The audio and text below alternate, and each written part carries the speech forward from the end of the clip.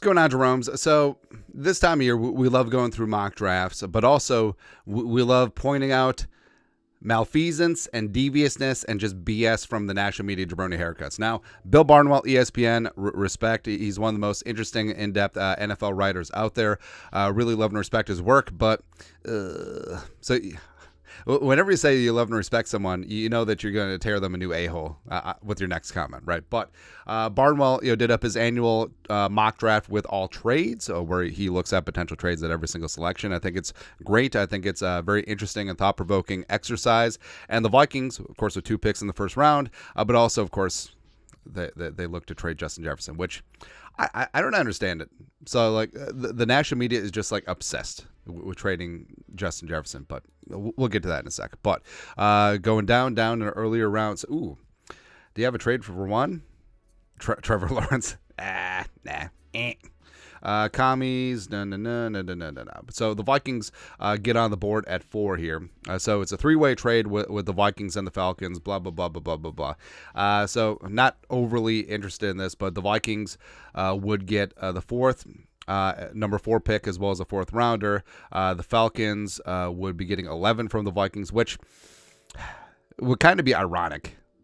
But also, I mean, the Falcons are going to get taxed because of the tampering, hopefully. But the Vikings, at the end of the day, they give up 11, they give up 23, and they give up a future first-round pick to get up to 4. So through fits and starts, and at the end of the day, they end up with the number 4 pick for essentially three ones. That's what it is. Not really too interested in that, especially if it enriches the Falcons, because F them. But the Vikings then get on the board, of course, at 11. So also there's talk about the Vikings moving up one spot, boxing out the Broncos and the Raiders. But the Vikings here at 11.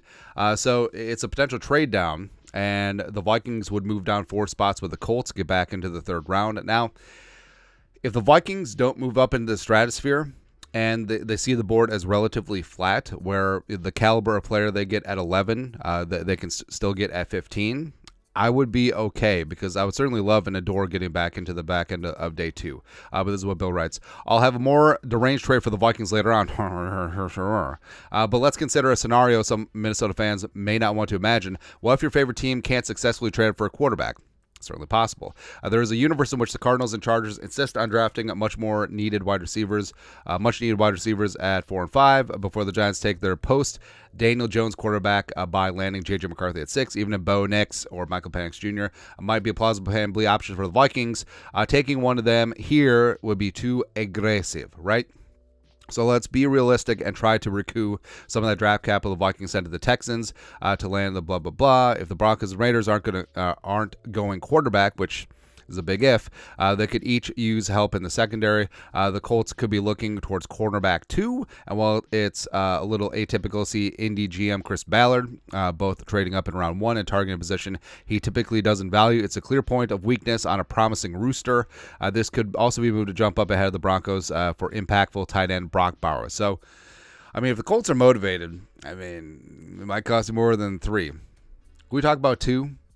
But it could be a spot where the Vikings get back into day 2. Again, if they see the board is flat. So say at 11, Byron Murphy is still there. And it's a spot where Murphy could slide through the Broncos, the Raiders, the Saints, and then get to 15. And if the Colts, say, are motivated to move up for Terran Arnold, or Quinton Mitchell, or whoever, the Vikings can pick up an extra 3rd-round pick. By doing that, no muss, no fuss. I have no issue there. So Billy Barnwell, he hasn't gone over the boil yet.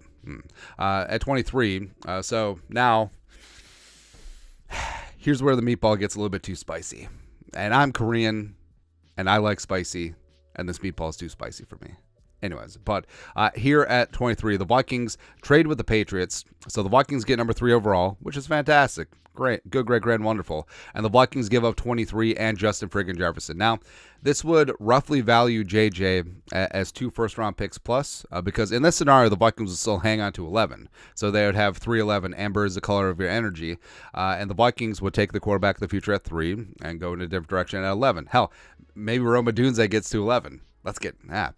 All right, so here's Barnwell. trying to explain this. Let's be calm for a second and talk through this. I don't think the Vikings want to trade Jefferson, and there are plenty of examples in which organizations have waited to get a deal done with a player and then eventually got them to sign on the dotted line. I also saw the Giants sign Odell Beckham Jr. insist that they were going to trade him months after giving him an extension, and then do exactly that. At the very least, all right. So you're comparing Justin Jefferson with OBJ. Great. Cool. Until the Jefferson deal gets done, I'm keeping an open mind about the star wideout's future. Okay.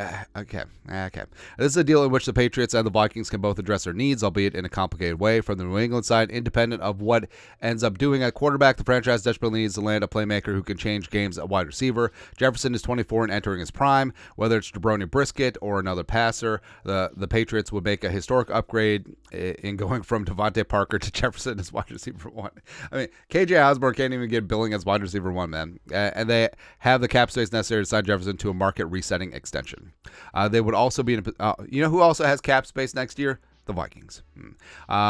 They would also be in a position with the number 23 pick to add an offensive tackle ahead of the Cowboys and Packers, both of whom blah blah blah blah blah blah blah blah blah blah blah blah blah. The Vikings would notably be holding on to 11 as part of this trade. Blah blah blah blah blah blah. They could move forward with Addison and Hockenson, the bulk of their receiving core. Hey, we get Tristan and Lucky Jackson. Cool. But would they want to draft BTJ? Or Roma Dunze.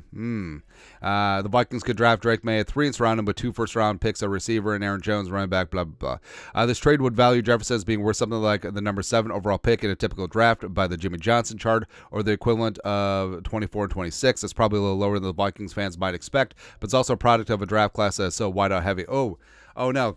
Adonai Mitchell and Lab McConkey are there, so Justin Jefferson is valued less, please.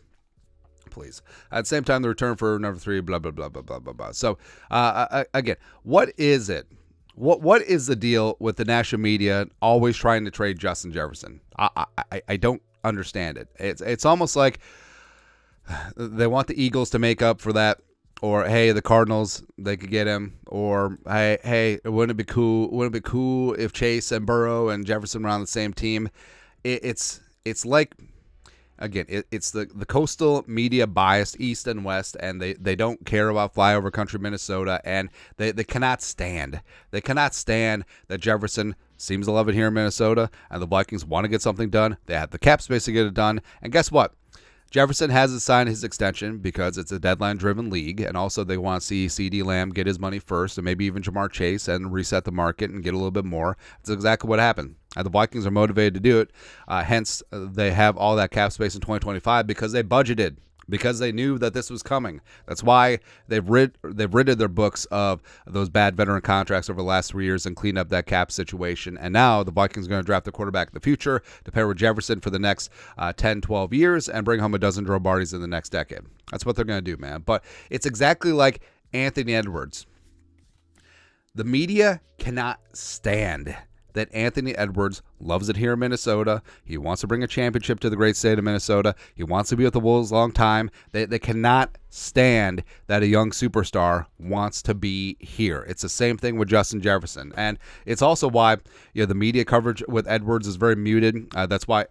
Hell, it might be why Edwards doesn't get the calls, that other, superstar players should and could be getting. Like he gets like a third of the calls of SGA, but it's an argument for another day. Come on. Like Anthony Edwards right now, what he's going to do in the playoffs, it's going to be like late 80s, early 90s Jordan. You love it, man. You love it. But again, every single national media jabroni person and their mom, they can't stand that Jefferson and the Vikings are going to be together a long time. They can't stand that the Vikings are going to land their future franchise quarterback. They cannot stand that the Vikings are going to have one of the best young teams in the National Football League. Woo! That's right. Maybe a Viking player should make a comeback for the draft. I don't know. Who knows, man? But, I mean, Billy, you're really good at what you do, but this one sucks. That's all, man. But your thoughts are thoughts. Bill Barnwell's annual mock draft with trades. Of course, JJ gets shipped out of here. Let us know your thoughts and our thoughts in the comment section below. Subscribe for daily Vikings takes. Want to support the work? Put a little something in the Venmo. But till next time, Skol, production value.